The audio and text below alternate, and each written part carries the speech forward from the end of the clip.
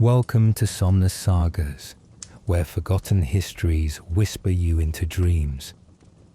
Tonight, we journey to Witch Hollow, 1853, to Thomas Harrow's fireside, where the glow of embers and a strange whispering fog weave a tale of the land's secrets. What does the mist conceal? Share your thoughts below, and let us know what sagas you crave. Close your eyes, breathe deeply, and let the night's tale begin.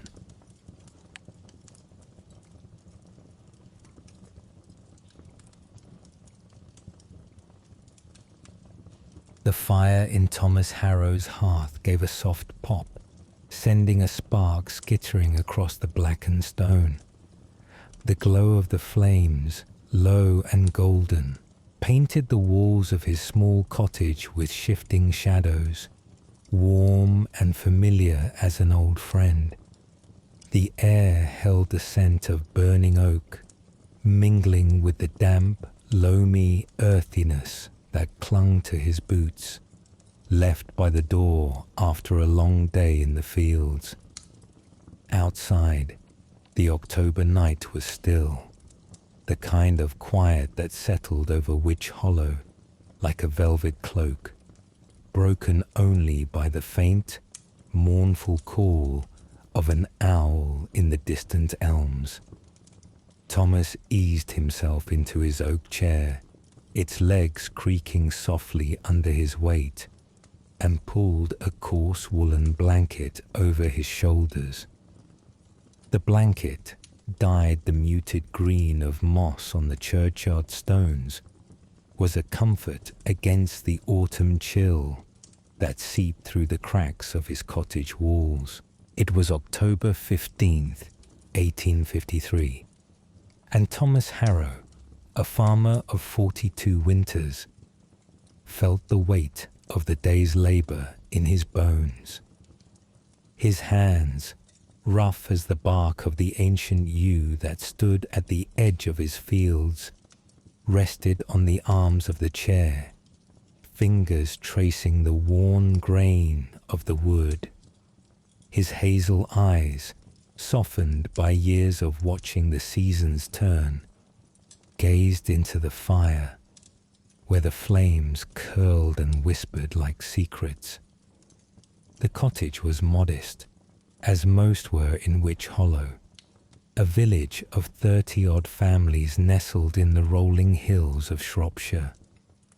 Its whitewashed walls, coated with lime to fend off the damp, glowed faintly in the firelight.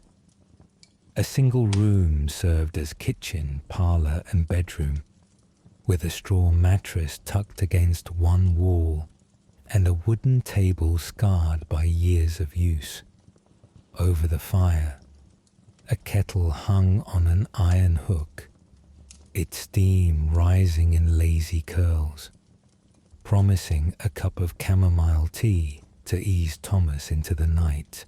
He listened to the silence beyond the cottage, a silence so deep it seemed the world held its breath.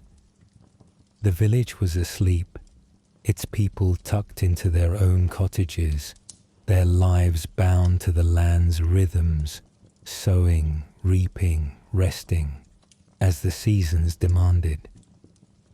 Thomas's 10-acre plot lay just beyond his door, part of the patchwork of fields that surrounded Witch Hollow.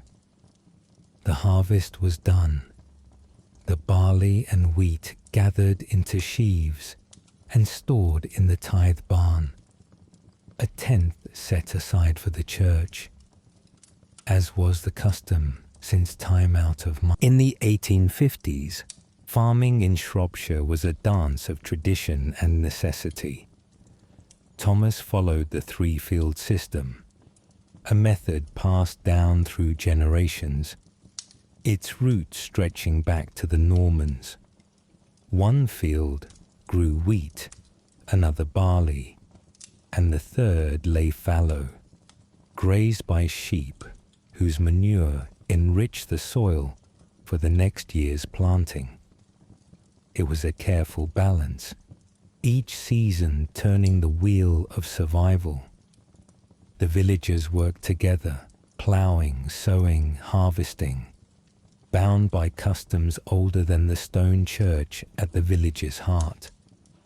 Thomas recalled the Michaelmas fair, held 3 weeks ago on the green, where farmers hired labourers for the year ahead. The air had been thick with the scent of roasted chestnuts and ale, and agreements were sealed with a handshake and a pint at the Green Man Inn. Children had darted through the crowd, their laughter mingling with the fiddler's tune, while ribbons fluttered from stalls piled with apples and wool. It was a rare burst of colour in their quiet lives, a moment when the village felt alive with possibility. The fire gave another soft crackle, and Thomas stirred, reaching for the iron poker to nudge the logs. The flames flared briefly, casting a warm glow across his weathered face. His thoughts drifted to something strange he'd noticed 3 nights ago, something that lingered in his mind like the aftertaste of good ale. He'd been standing at his gate, pipe in hand, the tobacco's sweet smoke curling into the dusk, when he saw it, a silvery fog creeping across his fields. It wasn't the usual mist that rose from the hollows after a rainy day. This fog was different, thicker, moving with a rhythm, almost a pulse, as if it were alive. It curled around the hedgerows, pooling in the low places, and Thomas swore he heard a whisper within it, a sound too soft to be words, yet too deliberate to be the wind. He'd stood there, pipe forgotten, listening as the fog seemed to sigh, its voice weaving through the twilight. Tonight, he'd seen it again, just before he barred the door against the night. The fog had returned, heavier now, draping the fields like a veil. It glowed faintly, perhaps a trick of the moonlight filtering through the clouds, but it set Thomas's mind wandering. Was it the land speaking, as the old tales told? Which hollow was steeped in such stories, whispers of spirits in the yew tree, of lights dancing in the marshes beyond the village? Thomas was no superstitious man, but he'd lived on this land all his life, knew its moods as well as his own heartbeat. This fog was new, a mystery unfolding in the quiet of the night, and it stirred something in him, a curiosity he hadn't felt since he was a boy, chasing fireflies across the meadows. He rose, joint stiff from the day's labour, and crossed to the small window, its panes wavy with age. The night was dark, the stars hidden by clouds, but the fog was there, a pale shimmer over the fields. He pressed his hand to the cool glass, listening. The owl called again, its voice softer now, muffled by the mist. And then, faint but unmistakable, came the whisper, a low, breathy sound, like a sigh carried on the breeze. Thomas's breath caught, not in fear, but in wonder. He stood for a moment, the fire's warmth at his back, the fog's mystery before him. What was it trying to say? Was it the land's voice, or something older, buried in the soil he tilled? He returned to his chair, the blanket settling over his shoulders once more. The fire's glow wrapped him in its embrace. and the kettle's soft hiss joined the crackle of the flames, a lullaby for the weary. Thomas let his eyes drift half-closed, the whisper of the fog lingering in his mind. It would wait until tomorrow, he thought. For now, there was only the hearth, the gentle rhythm of the night, and the promise of sleep stealing softly over him. The owl called once more, its voice fading into the distance, and Thomas Harrow surrendered to the quiet, the fire's glow carrying him toward dreams. The dusk settled over Witch Hollow like a sigh, the sky a deep indigo streaked with fading gold. Thomas Harrow stood at the edge of his fields, his boots sinking slightly into the soft earth, still damp from the morning's dew.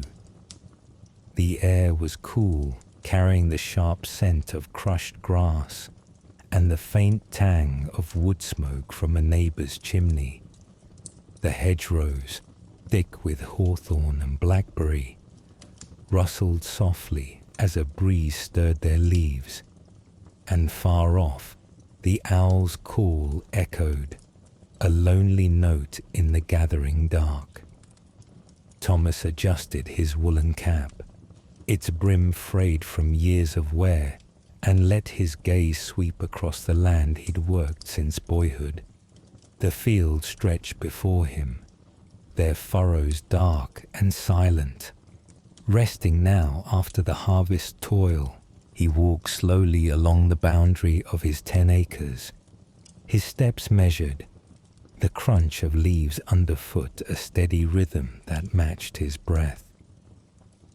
The fog was there again, creeping up from the hollows, its silvery tendrils curling around the base of the ancient yew tree that marked the corner of his plot. It was thicker tonight, glowing faintly as if lit from within, and Thomas paused, leaning on his ash walking stick, to watch its slow dance across the land. The whisper came again, soft as a breath, weaving through the mist like a thread through cloth. It seemed to call to him, not with words, but with a feeling, a pull towards something he couldn't name. In the 1850's, the fields of Shropshire were shaped by centuries of custom, but change was creeping in, much like the fog. Thomas's land was part of the open fields once shared by the village, but the Enclosure Acts, completed in Shropshire by the 1840's, had carved the commons into private plots, hedged and fenced. The 3-field system still held sway, but farmers like Thomas were beginning to experiment with new methods. Marl, a clay-lime mix, dug from pits to enrich the soil, and turnips planted to feed livestock through the winter. These were practical matters, born of necessity, yet they felt like a shift in the land's ancient rhythm. Thomas remembered his father's tales of the old ways, when villagers worked the fields as one, their ploughs guided by shared songs. Now the hedges stood as boundaries, and the land seemed quieter, as if listening to its own secrets. The fog thickened as Thomas walked, its cool touch brushing his hands, dampening the cuffs of his coarse linen shirt. He followed the path toward the yew, its gnarled branches looming like a sentinel in the dusk. The whisper grew clearer, not words but a cadence, like the memory of a lullaby his wife Eliza used to hum. Eliza had been gone these 7 years, taken by a fever that swept the village, yet her presence lingered in the quiet moments, in the way the wind moved through the fields. Thomas wondered if the fog carried her voice, or perhaps the voice of the land itself, speaking of seasons past. He shook his head, half smiling at his own fancy. He was a practical man, his days measured by the plough and the scythe. Yet the fog's whisper stirred something deep, a sense of the land's long memory. He paused by the yew, its bark rough under his palm, and looked out over the fields. The fog was pooling in the low places, its glow softening the edges of the world. The owl called again, closer now, and Thomas felt a stillness settle over him, as if the night were inviting him to listen. The whisper seemed to form shapes in his mind, images of furrowed fields, of hands sowing seed, of Eliza laughing under a harvest moon. Was the fog a bridge to the past, or something more? He didn't know, but he felt no fear, only a quiet wonder that warmed him against the evening's chill. Thomas turned back toward his cottage, the light from its window a faint beacon through the mist. The crunch of leaves followed him, a steady rhythm, and the fog trailed at his heels, its whisper fading but not gone. He thought of tomorrow, when he'd walk the fields again, checking the hedges for gaps where foxes might slip through. The land was his companion, its rhythms his own, and the fog, whatever it was, felt like part of that dance. As he neared the cottage, the hearth's glow welcomed him, and he stepped inside, the warmth wrapping around him like a blanket. The fire crackled softly, and Thomas settled into his chair, the night's mystery lingering as his eyes grew heavy, carrying him toward sleep. The church bell tolled softly, its single note drifting over Witch Hollow like a sigh. Thomas Harrow stood in the churchyard, the grass damp beneath his boots, the air thick with the scent of wet stone and fading roses. It was evening, October 17th, 1853, and the village was hushed, its cottages dark, save for the flicker of candlelight in a few windows. The fog had followed him here, curling around the gravestones, its silvery glow softening their edges. The owl's call sounded from the elms beyond the church, a gentle echo in the stillness, and Thomas felt the weight of the day's work ease from his shoulders. He had come to check the churchyard gate, a task he often took on for the parson. But the fog had drawn him further, its whisper calling him into the quiet. The church, built of grey stone in the days of the Normans, stood at the heart of Witch Hollow, its spire a landmark for miles around. Its walls held the village's history, baptisms, weddings, burials, each marked in the parish register with careful ink. In the 1850s, the church was more than a place of worship. It was the pulse of the community. Church ales, gatherings where ale was brewed and sold to raise funds, brought the village together, their laughter and songs spilling into the night. Thomas remembered the last harvest supper, held in the tithe barn, where tables groaned under bread, cheese, and roasted apples, and the fiddler played until the stars faded. Such customs bound the village, tying them to the land and to each other. Even as the world beyond began to change, Thomas walked among the gravestones, his step slow, the fog swirling at his knees. The whisper was there, faint but persistent, like the rustle of leaves or the murmur of a distant stream. It seemed to rise from the earth itself, from the roots of the yew that stood sentinel nearby. He paused at Eliza's grave, its stone simple, marked only with her name and the years 1810 to 1846. The fog curled around it, as if cradling the stone, and Thomas felt a pang, not of grief, but of memory. The whisper seemed to carry her voice, or perhaps the voices of all who rested here, their lives woven into the soil he tilled. He wondered if the fog was their echo, a reminder of the village's past, or something older still.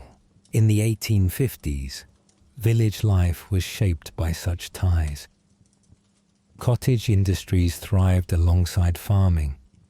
Women like old Meg, who lived at the lane's end, wove lace by candlelight, their fingers nimble despite the years. The poor gleaned in the fields after harvest, gathering stray grains to make bread, a rite upheld by custom. Thomas thought of the parson's sermons, urging charity and community, and the way the village rallied when a barn burned or a family fell ill. The fog, though, was new, its whisper a mystery that seemed to belong to the land itself, not to the church or its customs. He left the churchyard, the gate creaking as he closed it, and walked back toward his cottage. The fog followed, its glow dimming as the night deepened. The whisper lingered, a soft cadence that seemed to hum with the village's heartbeat. Thomas felt it as he walked, the crunch of gravel underfoot, the cool air against his face. The cottage's light called him home, and he stepped inside, the hearth's warmth enveloping him. He stirred the fire, its crackle a comfort, and settled into his chair, the fog's whisper fading into the night. His eyes grew heavy, the rhythm of the flames lulling him, and he drifted toward sleep, the land's secrets safe in the quiet. The hearth glowed warmly, its flames casting dancing shadows across Thomas Harrow's cottage. The air was thick with the scent of burning oak and the faint sweetness of chamomile tea steaming in a clay mug. Outside, the fog draped Witch Hollow in a silvery veil, its whisper a soft undercurrent to the night's stillness. It was October 18th, 1853, and Thomas sat in his oak chair, the blanket over his shoulders, as old Meg, the village's lace maker, settled on a stool by the fire. Her hands, gnarled as the yew tree's roots, rested in her lap, and her eyes, sharp despite her 70 winters, gleamed in the firelight. She'd come to share a pie, baked from the last of the season's apples, and Thomas had invited her to stay, the fog's mystery weighing on his mind. Meg's voice was low, rough as the wool of her shawl, as she spoke of the fog. "It's the old ways," she said, her words slow and deliberate. "The land remembers, Thomas. It speaks when it's ready." He nodded, stirring the fire, the crackle filling the pause. The fog's whisper had grown stronger each night, and tonight it seemed to hum, a sound like the wind through the marshes, yet softer, more intimate.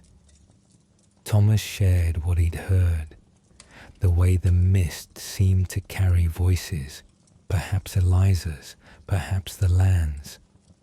Meg listened, her fingers tracing the edge of her shawl, and told a tale of her own, of a fog that came a century ago, when the village was new, and led a lost child home.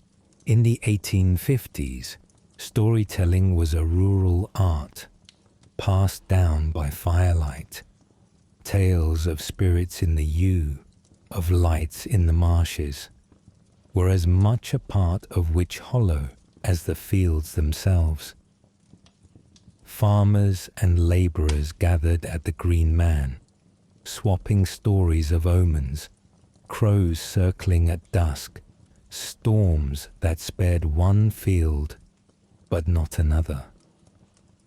Meg's tales were rooted in the old ways, before the enclosures, when the land was shared and its spirits honoured with offerings of bread or ale. Thomas listened, the fire's warmth sinking into his bones, and wondered if the fog was such a spirit, its whisper a call to remember. The fog pressed against the window, its glow faint but steady. The whisper came again, like a song half remembered, and Thomas felt it stir memories of Eliza, of her laughter, her hands kneading dough, her voice humming as she worked. He shared this with Meg, and she smiled, her eyes distant. "The land holds what we love," she said. "Maybe it's giving her back to you in its way." Thomas didn't reply, but the thought warmed him, like the hearth's glow. The fog was no threat, only a mystery, a bridge to the past or to something deeper. Meg rose, her shawl rustling, and bid him good night, her steps fading into the fog. Thomas sat alone, the fire crackling, the kettle's hiss a soft counterpoint. The whisper lingered, weaving through his thoughts, and he felt the land's rhythm, steady as his own heartbeat. He banked the fire, its embers glowing low, and settled into his chair, the blanket heavy on his shoulders. The night's quiet enveloped him, the fog's song fading, and Thomas drifted into sleep, the hearth's glow a beacon in his dreams. The fog was thick tonight, a silvery shroud that swallowed the stars above Witch Hollow. Thomas Harrow walked the path to the hollow, a low-lying marsh at the village's edge, his lantern casting a faint halo in the mist. The air was cool, heavy with the scent of wet earth and decaying leaves, and the ground squelched softly under his boots. The owl's call was distant, muffled by the fog, and the whisper was stronger now, a low hum that seemed to rise from the earth itself. It was October 19th, 1853, and Thomas felt drawn to the hollow, as if the fog were guiding him, its tendrils curling like fingers beckoning him forward. The hollow was a place of mystery, its marshy ground fringed with reeds and dotted with pools that reflected the fog's glow. In the 1850s, such lands were being drained across England, turned into fields for crops or pasture. But Witch Hollow's marsh remained, a remnant of the commons where villagers once gathered rushes for thatch. Thomas's father had spoken of it as a place of power, where the land spirit lingered, and Thomas felt it now, the fog's whisper like a voice from deep within the earth. He moved carefully, his lantern swaying, the light catching the mist's swirl. The whisper grew clearer, forming patterns in his mind, not words, but images. A spring bubbling beneath the marsh, a circle of stones hidden by time, Eliza's face under a harvest moon. Thomas paused by a pool, its surface still as glass, and saw the fog move in spirals, almost guiding him. He followed, his steps slow, until he found it.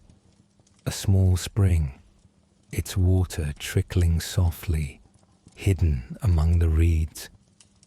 The fog seemed to part, its glow brighter here, and the whisper sang, a melody of renewal, of life flowing beneath the land. In the 1850s, springs and wells were sacred to some, marked by offerings of flowers or coins.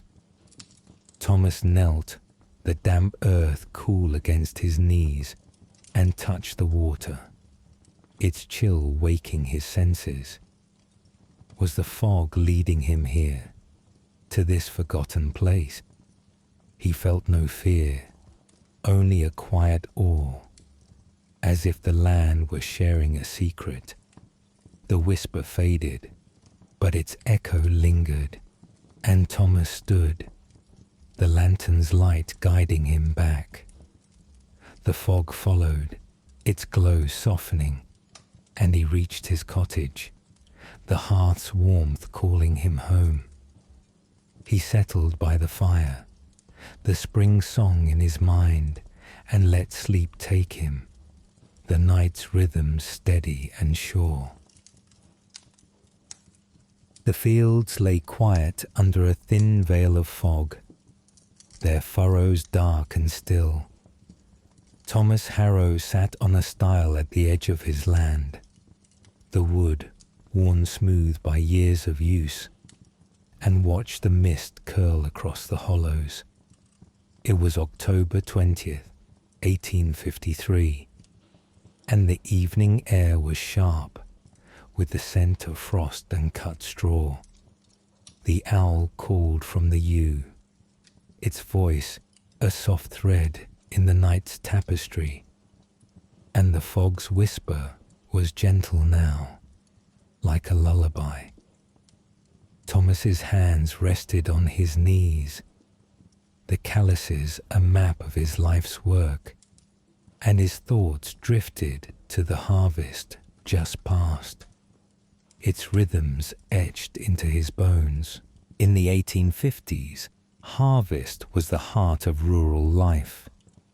Villagers wielded sickles, their blades flashing in the sun, cutting barley and wheat into sheaves bound with straw. The work was shared, with laughter and songs easing the labor, and gleaners, often the village's poorest, followed, gathering stray grains for their bread. Thomas remembered the harvest home, a feast where the last sheaf was carried in triumph, dressed as a maiden in ribbons. This year's harvest had been good, the barns full, but the fog's presence made Thomas think of older harvests, of Eliza at his side, her hands deft as she tied sheaves, her laughter bright as the autumn sun. The fog swirled, its whisper carrying her voice, or so it seemed. Thomas closed his eyes, the stile creaking under him, and saw her in his mind, her dark hair braided, her smile warm as the hearth. The fog felt like a bridge, connecting him to those days, to the land's memory of seasons past. He thought of the tales old Meg had told, of spirits that lingered in the fields, watching over the crops. Was the fog such a spirit, Or was it the land itself speaking through the mist? He didn't know, but the thought brought comfort, a sense that Eliza was near, woven into the earth he loved. He walked back to his cottage, the fog trailing him, its glow faint in the moonlight. The whisper sang softly, a melody of cycles, of seed and harvest, loss and renewal. Inside, the hearth glowed, its crackle a steady rhythm, and Thomas settled into his chair, the blanket heavy on his shoulders. The fog song lingered, a lullaby for the weary, and his eyes grew heavy, the land's memory carrying him into dreams. The fog was thinner tonight, a delicate veil that barely cloaked the fields of Witch Hollow. Thomas Harrow sat by his hearth, the fire's glow casting soft shadows across the cottage walls. It was October 21st, 1853, and the air held the crisp bite of late autumn, mingled with the scent of burning oak and chamomile tea. Outside, the owl's call was clear, no longer muffled, and the whisper in the fog was faint, like a sigh fading into silence. Thomas felt a quiet peace, as if the land had spoken its piece and was ready to rest. The 1850s were a time of change in the countryside. New machines, like the reaping machine, were beginning to replace the sickle, their iron blades faster but foreign to the hands of men like Thomas. The railway, its tracks creeping closer to Shropshire, promised markets far beyond the village, yet it felt distant, like a story from another world. Witch Hollow held to its rhythms, ploughing, sowing, harvesting, bound by the seasons and the church's bell. Thomas thought of the future, of a world where the land might speak less clearly, but the fog had reminded him of its voice, its secrets buried in the soil. The whisper came one last time, soft as a breath, as Thomas stepped outside to look at the fields. The fog was lifting, its glow fading, and the stars shone through, bright and steady. The whisper felt like a farewell, a promise that the land would speak again when it was ready. Thomas saw the yew tree, its branches dark against the sky, and thought of Eliza, of the spring in the hollow, of the harvest they'd shared. The fog had been a gift, a reminder of the land's enduring spirit, and he felt grateful, his heart full as he stood in the quiet. He returned to the cottage, the hearth's warmth welcoming him. The fire crackled, its rhythm steady, and Thomas settled into his chair, the blanket soft against his shoulders. The fog's whisper was gone, but its echo lingered, a melody of peace. His eyes closed, the night's quiet enveloping him, and he drifted into sleep, the land's secrets safe in his dreams. As Somnus Sagas fades into the night, let Thomas's tale guide you to sleep. If the whispering fog stirred your dreams, like, subscribe, and share your thoughts in the comments. What mysteries do you wish to explore? New sagas await to lull you into rest. For now, let the hearth's glow linger in your mind. Sleep softly, dear listener, until we meet again beneath the quiet stars.